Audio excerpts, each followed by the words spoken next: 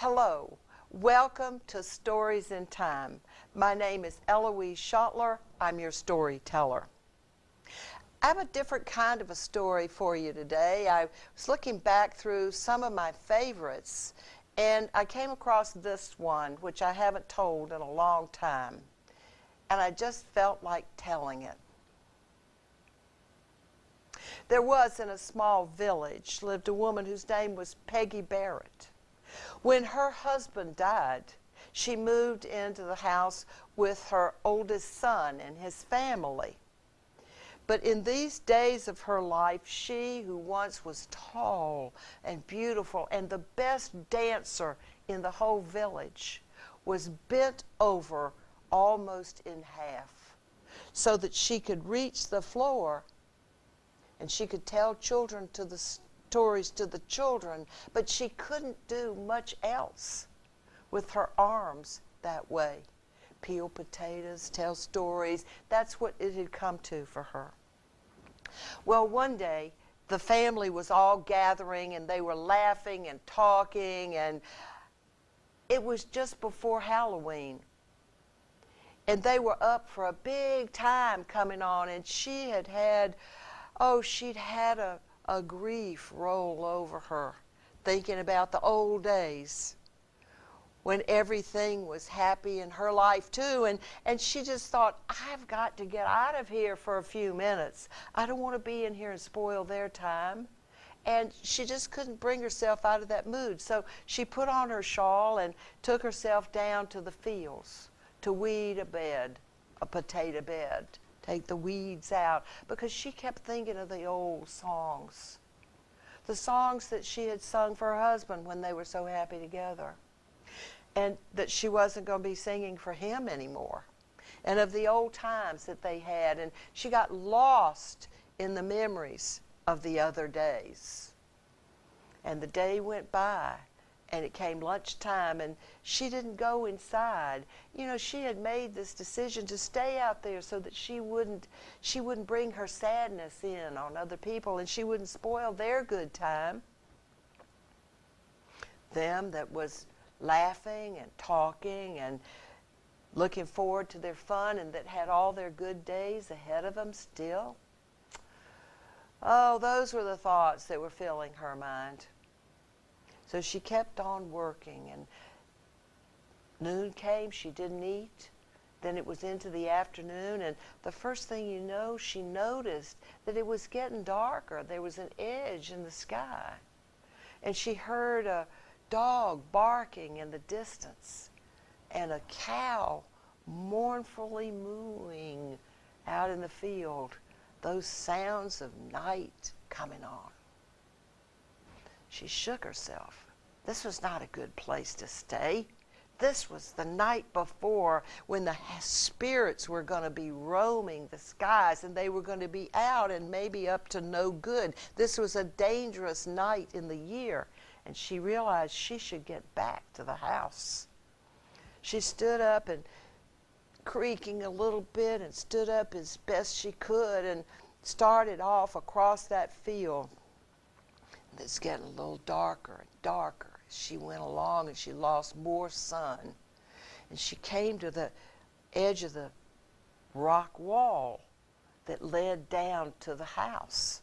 It was a rock wall on one side of the road and a line of big trees on the other, and those trees were so full, and even though it was in the fall and the leaves were going to fall soon, they reached over and they formed a tunnel. And it was darker even in that tunnel than it had been out in the field. And she started slowly. She could only walk slowly. She started slowly into the tunnel, even though she felt her heart beating. She was afraid. And she heard a sound over on her right, and she looked up, and there, on that rock wall, stood on his hind legs what looked to be like a little black goat. And that black goat had horns wide apart that were sticking toward the outside. And as he was looking at her, as she was looking at it, she saw that its eyes were red, looking at her like two little red eyes. And she moved a little quicker, and she tried to get going a little bit quicker. And then she heard a sound on her left-hand side, and she looked up, and there was that same goat, but 3 times bigger than a big man, standing straight up on that rock wall, looking down at her. And those eyes were still shining red, and they looked bigger still than they had on the other one. And she started moving slower, trying to get going. She was going so slow, she wanted to just move faster. And then all of a sudden, she felt a weight fall on her back. And she felt hoofs on her shoulders. And she looked over, and on each one of her shoulders, there was a cloven hoof. And she could feel the others on the small of her back. And she was bent over even further by the weight of this goat. She kept on going. She felt like she was going to just drop down dead right in the road. She would just drop and stay right there. But she kept on moving, slowly coming. She shook herself and couldn't get it off, and she shook herself another way. She couldn't get it off, and she came up right within sight of the house. She could hear them inside. Her family that would help her, that would save her. She could feel them. She could see them inside, but she couldn't call out. She couldn't make a sound. The weight was just bearing her down even more than she'd been buried down. And finally, she realized that there was just one thing she could do, and it might work. And she took one of those arms, and she reached up, and she made the sign of the cross across herself, in the name of the Father and the Son and the Holy Ghost. And at that thing flew off her back. And she was thrust forward, and she hit the door, and the door flew open, and she fell into the room. And they were all astounded. What had happened to you? Mama, Granny Peggy, what's happened? And when she tried to stand up, she was even more bent than she had been when she started out. Even more bent down to the floor.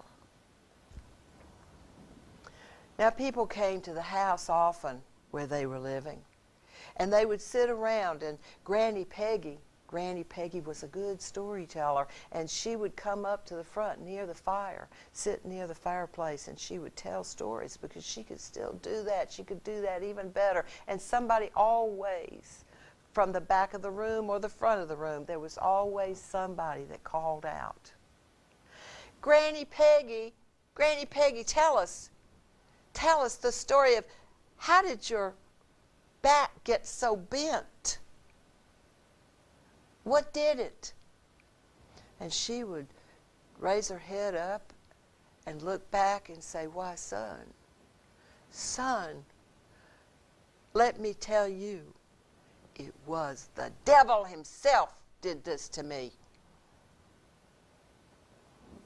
And that's the story that I call Granny Peggy.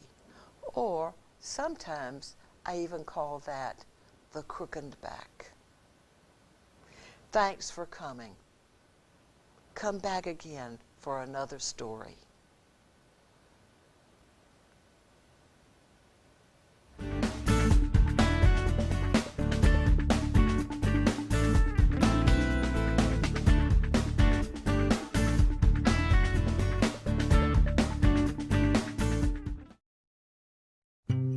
NFC